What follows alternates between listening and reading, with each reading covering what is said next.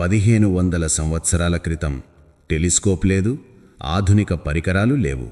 కానీ ఒకే ఒక్క భారతీయుడి మేధస్సు ప్రపంచ గతిని మార్చేసింది.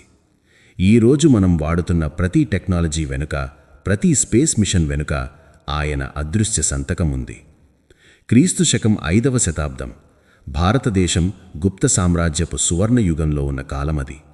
బీహార్లోని కుసుమపురంలో కేవలం 23 ఏళ్ల ఒక యువకుడు ఒక పుస్తకం రాశాడు. ఆ పుస్తకం పేరు ఆర్యభటీయం.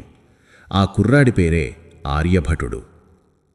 అతను రాసిన ఆ చిన్న పుస్తకం రాబోయే వేల సంవత్సరాల మానవ చరిత్రను మార్చేస్తుందని అప్పుడు ఎవ్వరూ ఊహించలేదు.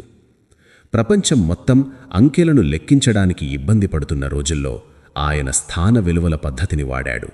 ఈ పద్ధతిలోనే మన అస్తిత్వాన్ని మార్చేసిన శూన్యం యొక్క భావన దాగి ఉంది. శూన్యం లేకపోతే ఈరోజు కంప్యూటర్స్ లేవు, మొబైల్ ఫోన్స్ లేవు, ఆధునిక ప్రపంచమే లేదు. అంతేకాదు, ఒక వృత్తం చుట్టుకొలతను కొలవడానికి ఉపయోగించే పై విలువను 3.1416గా 4 దశాంశ స్థానాల వరకు అత్యంత ఖచ్చితంగా లెక్కించాడు. అది ఎటువంటి క్యాలిక్యులేటర్ లేకుండా కేవలం తన మేధస్సుతో.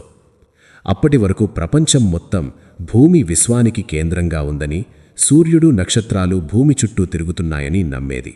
కానీ ఆ నమ్మకాలను బద్దలు కొడుతూ భూమి గోళాకారంగా ఉందని, అది తన అక్షం చుట్టూ తాను తిరుగుతోందని అత్యంత ధైర్యంగా ప్రకటించాడు ఆర్యభటుడు.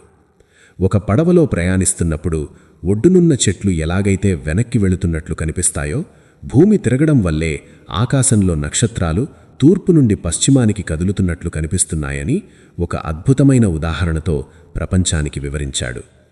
ఇక గ్రహణాల విషయానికొస్తే, రాహువు కేతువు అనే రాక్షసులు సూర్యచంద్రులను మింగడం వల్లే గ్రహణాలు వస్తున్నాయని ప్రజలు భయపడుతున్న కాలమది. కానీ ఆర్యభటుడు పురాణాలను పక్కన పెట్టి సైన్స్ వైపు నిలబడ్డాడు. చంద్రుడికి సొంతగా వెలుగు లేదని, సూర్యరశ్మి పడటం వల్లే అది ప్రకాశిస్తోందని స్పష్టంగా చెప్పాడు. భూమి, సూర్యుడు, చంద్రుడు ఒకే సరళ రేఖ మీదకు వచ్చినప్పుడు పడే నీడల వల్లే సూర్యచంద్రగ్రహణాలు ఏర్పడతాయని 1500 ఏళ్ల క్రితమే శాస్త్రీయంగా నిరూపించాడు.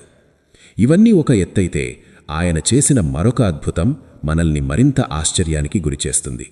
భూమి చుట్టుకొలతను ఆయన 39,968 కిలోమీటర్లుగా లెక్కించాడు. ఈరోజు అత్యంత ఆధునిక శాటిలైట్ పరిజ్ఞానంతో నాసా నిర్ధారించిన భూమి చుట్టుకొలత దాదాపు 40,075 కిలోమీటర్లు. అంటే ఆయన మేధస్సుతో వేసిన లెక్కకి నేటి ఆధునిక టెక్నాలజీకి మధ్య ఉన్న తేడా కేవలం 1% కంటే తక్కువే. కొలంబస్ లాంటి నావికులు సముద్రంలో దారి తప్పి తిరుగుతున్న రోజుల్లోనే మన భారతీయ శాస్త్రవేత్త అంగుళాలతో సహా భూమిని కొలిచాడు. ఆర్యభటుని మేధో సంపద కేవలం భారతదేశానికే పరిమితం కాలేదు. ఆ పవిత్రమైన విజ్ఞానం అరబ్ పండితుల ద్వారా ఇస్లామిక్ ప్రపంచానికి వెళ్ళి, అక్కడి నుండి ఐరోపా దేశాలకు చేరి ఆధునిక విజ్ఞాన శాస్త్రానికి అసలైన పునాదిగా మారింది. ఆయన వేసిన ఆ పునాది మీదే ఈరోజు ఆధునిక ప్రపంచం మొత్తం గర్వంగా నిలబడి ఉంది. అంధకారంలో ఉన్న ప్రపంచానికి జ్ఞానజ్యోతిని పంచిన ఆర్యభటుడు భారతీయుడు కావడం మనందరికీ గర్వకారణం. మన ప్రాచీన విజ్ఞానం గురించి, మరుగున పడిపోయిన మన చరిత్ర గురించి తెలుసుకోవడం ప్రతి ఒక్కరి బాధ్యత. ఇలాంటి ఎన్నో అద్భుతమైన, ఆశ్చర్యకరమైన చారిత్రక వాస్తవాలను తెలుసుకోవడానికి దయచేసి నా యూట్యూబ్ ఛానల్ ప్రేమ్ జేవీవీని